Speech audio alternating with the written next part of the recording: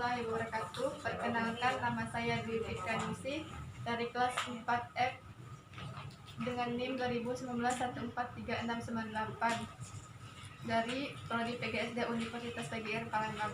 Di sini saya akan mewawancarai salah satu guru kelas tinggi. Oke, mohon maaf Pak, silakan perkenalkan diri. Iya, saya guru kelas 6B. Nama saya Eko Mulyanto. Yang alhamdulillah mengajar di SDN Negeri 11 Oku Sekolah Rujukan.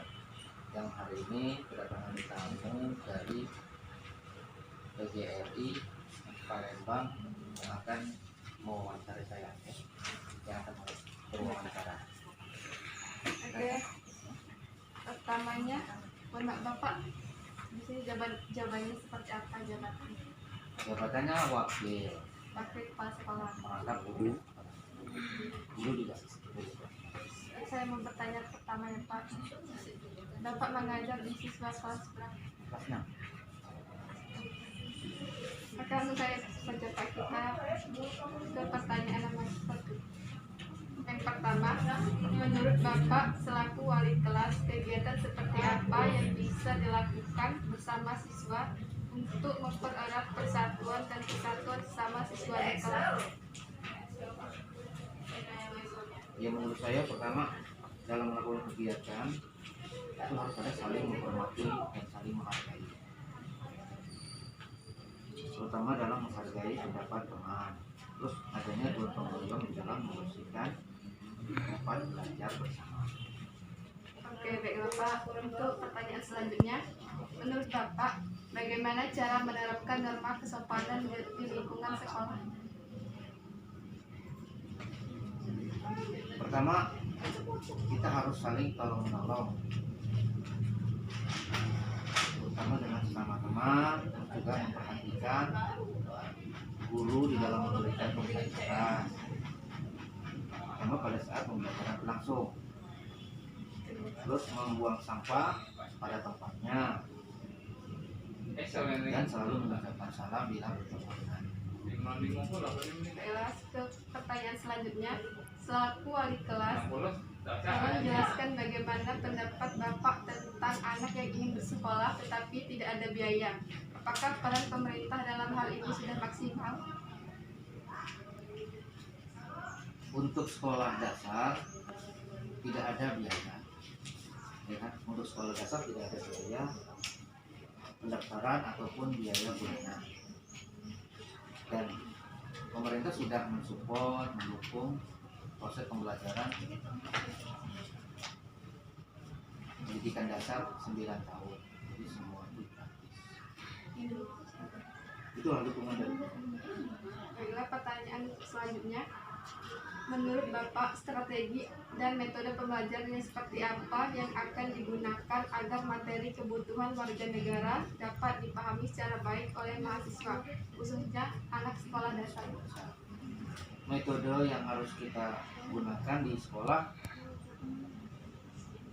multi metode, tidak hanya ceramah, juga ada tanya jawab, ada juga metode bermain, ada juga metode latihan, dan kesemua itu tujuannya untuk siswa bisa mengerti dan memahami pelajaran yang diberikan guru kepada siswa.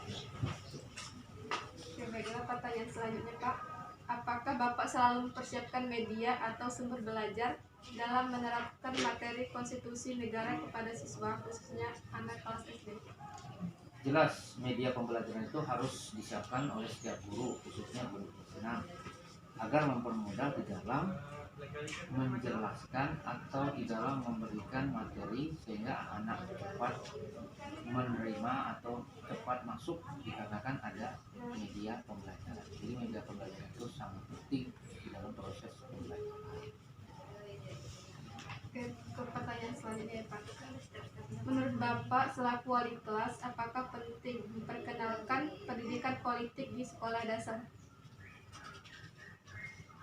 Mengenalkan pendidikan politik dalam artian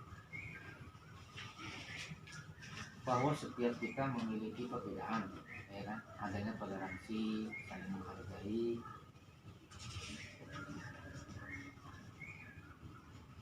yang mana dibutuhkan nilai-nilai integritas, terus adanya pembagian peran, kerjasama, dan tanggung jawab atau keadilan.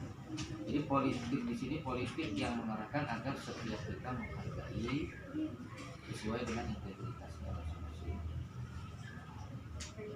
Pertanyaan selanjutnya Pak, bagaimana cara Bapak sebagai guru menerapkan dan menanamkan nilai-nilai sila pertama, yakni ketuhanan yang Maha Esa, di lingkungan sekolah kepada siswa?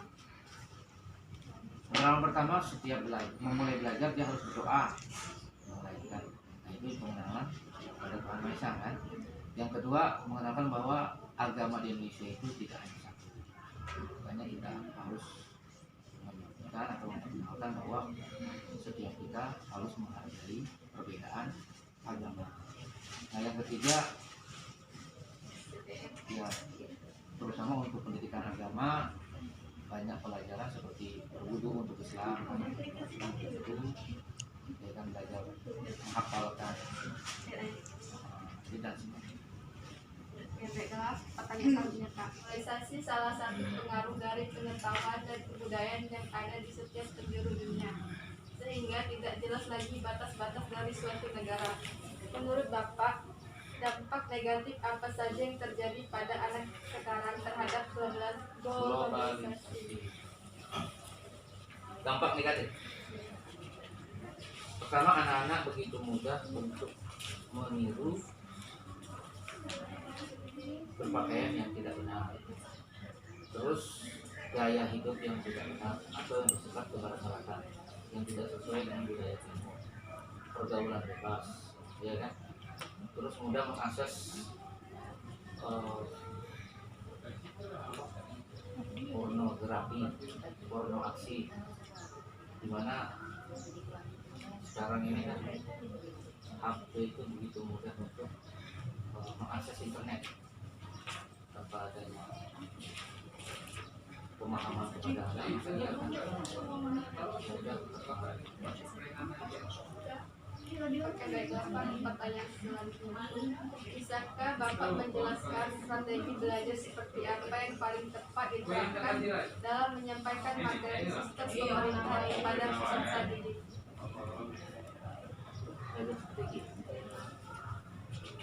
Strategi belajar.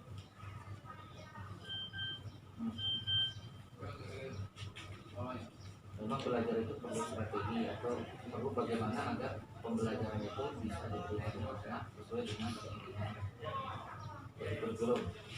Seperti ya perpaduan antara metode ceramah, ada metode tanya jawab, metode latihan, metode bermain, metode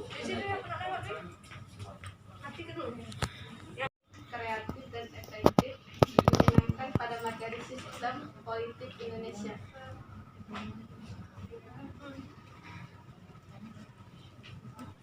Adanya pemilihan ketua kelas. Dengan adanya pemilihan ketua kelas itu diajarkan bagaimana berpolitik, memperkenalkan demokrasi kepada anak didik, bagaimana memilih pemimpin.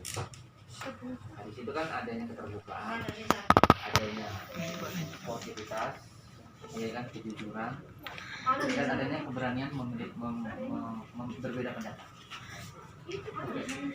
Yang Nah, kalau kasih yang kedua, sistem politik di Indonesia, kan politik Indonesia kan gitu.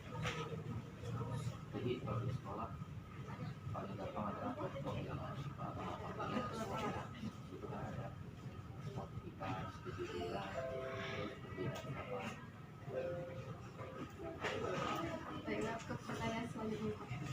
Bagaimana cara Bapak sebagai guru menyampaikan materi mengenai sistem demokrasi pada anak didik khususnya SD? Sedangkan kita tahu bahwa siswa SD tidak akan begitu mengerti tentang demokrasi dalam kehidupan sehari-hari. Misalnya tugas kelompok, ya kan, di dalam tugas kelompok kan harus ada ketua, harus ada sekretaris, harus ada bendahara, ada konsulen. Di situ akan timbul silang pendapat, perbedaan pendapat. Maka dibutuhkan menghargai perbedaan pendapat. Nah, yang kedua, kedisiplinan dan jiwa kepemimpinan. Karena ini kan ada dua, ya kan, bagaimana dia bisa menjalankan kepemimpinan dalam kelompok itu sehingga kelompok itu bisa berjalan dengan baik, tidak terjadi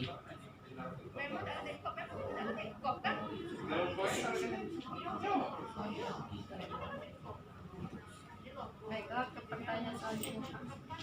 Menurut Bapak, strategi dan model pembelajaran apa yang sebaiknya digunakan atau diterapkan dalam mengajarkan pada anak didik mengenai materi tentang hubungan internasional, sistem hukum dan peradilan internasional?